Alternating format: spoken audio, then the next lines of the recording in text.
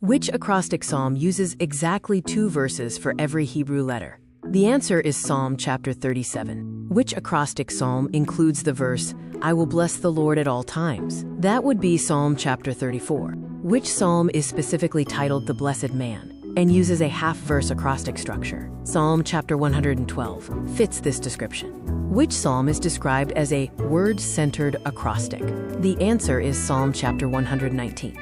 In the Samek section of Psalm chapter 119, what does the psalmist say he hates? He hates vain thoughts while loving God's law.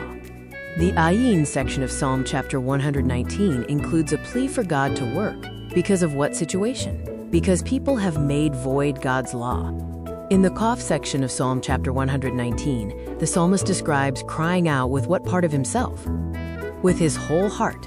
The Resh section of Psalm chapter 119 concludes that the sum of God's word is what? The sum of God's word is truth.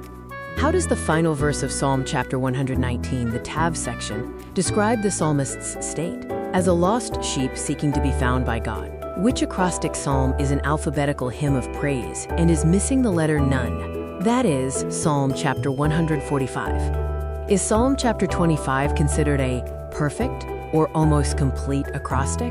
It is considered almost complete, missing the letter Vav. What is the structural difference between the acrostic in Psalm chapter 111 and Psalm chapter 119?